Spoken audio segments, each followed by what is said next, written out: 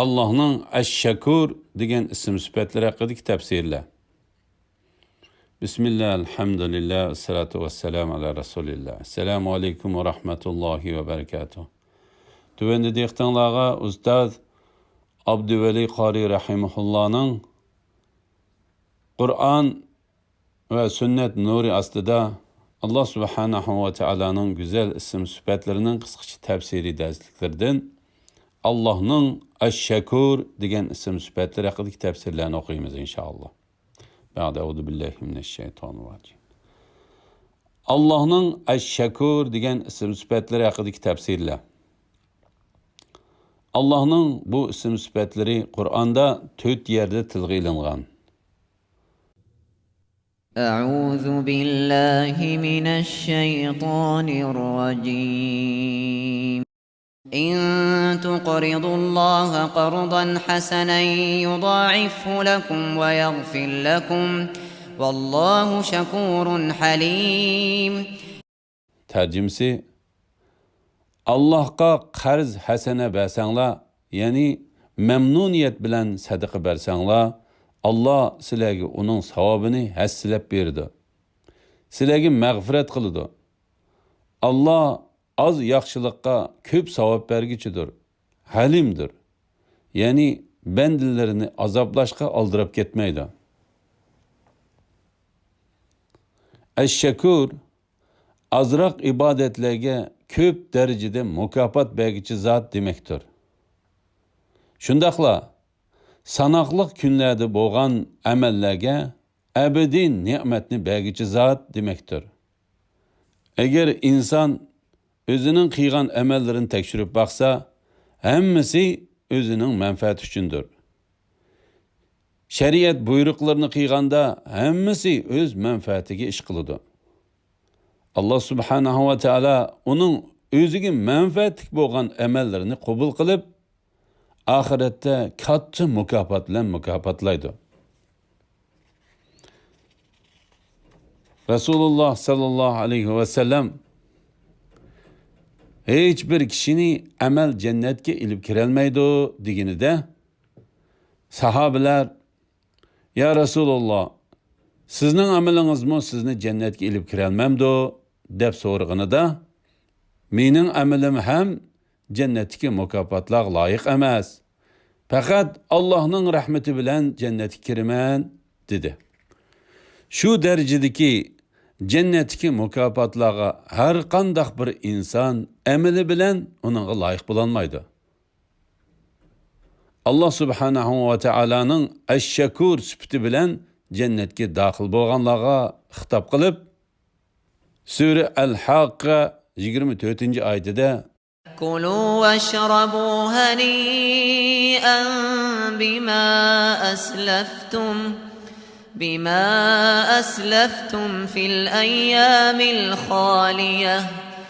Tercümesi o'tgangi kunlarda, ya'ni dunyodagi chaqlarda yaxshi amallarni qilganliginglar uchun xo'shal-xo'ram yenglar, ichinglar deyildi. Mana bu Allah subhanahu ve Taala'nın Eş-Şekur sifatining belgisidir. Aslida inson Allah subhanahu ve Taala'nın hech qanday bir ne'matiga shukr qilib, haqqini ado qila olmaydi.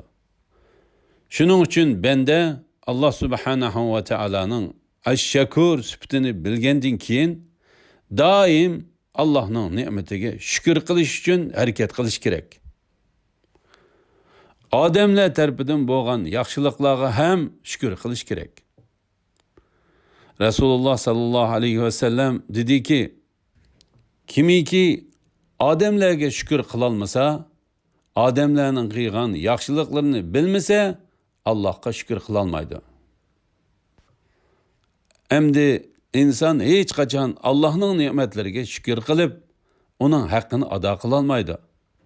Hatto Allohning ne'matiga shukr qiladigan qilib qo'yishining o'zi katta bir ne'mat. Ana u Allohning ne'matlariga shukr qilishni o'rganib bilishi va uningga shukr qilib, haqqini ado qilib bo'lolmaydiganligini bilishining o'zi bir ne'matdir. Shuning uchun banda doim özünün noksanlarını Allah subhanahu wa ta'alaga aytish kerak. Bir şair şundaq degan ekan: Allah'ın ni'metiga men qandaq şükür qilib haqqini ado qila olayman-yu. Halbuki Allah'a şükür qilishning o'zi bir yaxshilik bo'lsa, bende bu narsani bilgandan keyin doim Allah subhanahu wa ta'alaning ne'matini bilib, bendilarning bir-biriga qilgan yaxshiliklariga tashakkurni bildirib, Allah'ın ash-shakur ne'matini bilib, hamma ne'matni Allah'ın o'zi bendiga berib, bendining shu yo'lga manganligiga guvoh bo'lib turib, hatto o'zining Allah'a şükür qilg'uchi ne'matiga erishganligini ko'rib, xijil bo'lib, Allah'a tinimsiz şükür aytish kerak. Qur'on va hadislarda Allah subhanahu wa ta'alaning bu ism sifatlariga aloqador tuvandagi mazmunlar tilga ilingan. Allah subhanahu wa ta'ala Qur'onda nurg'un o'rinlarda azg'ini amallari uchun hassilab katta ajrlarni berdiganligini bayon qilib, mundaq deydi. Sura İbrahim 7-oyatida: وَإِذْ تَأَذَّنَ رَبُّكُمْ لَئِنْ شَكَرْتُمْ لَأَزِيدَنَّكُمْ وَلَئِنْ كَفَرْتُمْ إِنَّ عَذَابِي لَشَدِيدٌ.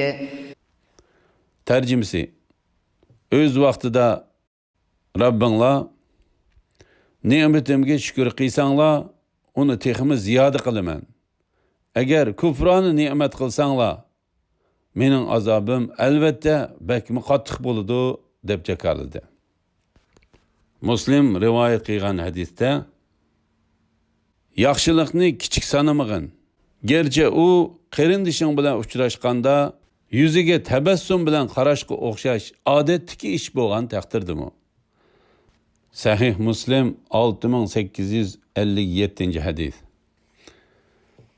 Buxoriy anna Muslim rivoyat qilgan hadisda tarjimasi: gerçi bir qavmining partisidek narsalar bo'lgan taqdirdimi, uni sadiq qilib bo'lsa-mu, jahannam azobidan saqlaninglar.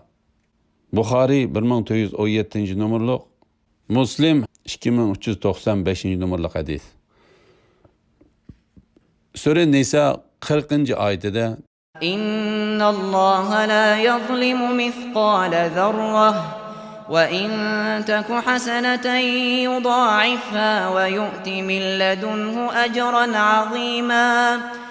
Tercümesi: Allah hakikaten zerrece zulüm qilmaydi. Agar kishining zarracha yaxshiligi bo'lsa, Allah uni hassilab ziyoda qiladi. Öz dergahidan büyük ajr, ya'ni jannat ato qiladi. Muslim hadislardan tercümesi: İbn Mas'ud radıyallahu anhu'dan rivayet qilindiki, bir kishi Allah yo'lida to'ygisini noqtasi bilan qo'shib sadiq qilib etdi. U kishiga Rasululloh alayhisolatu vassalam: sen üçün şu bir tövgenin baraveriga cennetin 700 tövge nuqtası bilen billi berildi dedi. Muslim 5005. hadis. İbn Mas'ud radıyallahu anhu'dan rivayet kılındı ki, tövgesini Allah yolunda cengi yardım beriş yüzüsüden sadık kıygan kişiye Resulullah aleyhissalatu vesselam: sen için şu bir tane tövgenin baraveriga kıyamet günü 700 tane tövgü berildi. Hemmisi noktalangan dedi. Ahmed, Muslim, Nesai toplagan sahih. Sura Nisa 147. ayetinde: Ma yef'alullahu bi'azabikum in şekertum ve amantum ve kânallahu şakiran alîmâ. Tercümesi: eğer Allah'ın nimetlerine şükür qilsanglar ve iman etsanglar, Allah sizlarga azap qilib nima qiladi? Allah şükür qilg'uchini mukofotlaguchidir, hammani bilguchidir.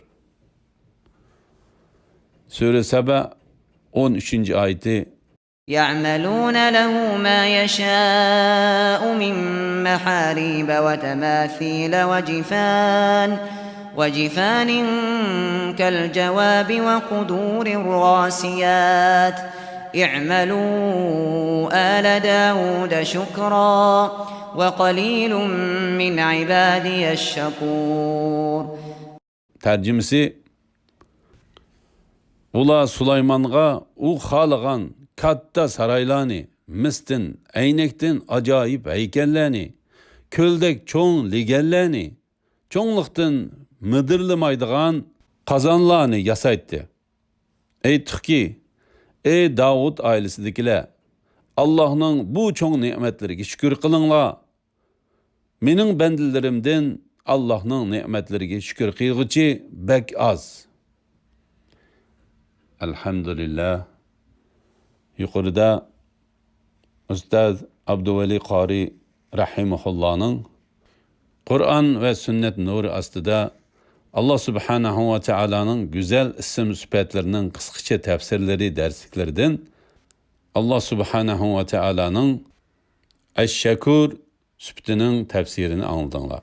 Ahirini keyin qitimli o'qishimizda davomlashtiramiz inshaalloh. Va sallallohu ala Muhammad ve ala alihi ve sahbihi ecmaîn. Esselamu aleyküm ve rahmetullahi ve berekatuhu.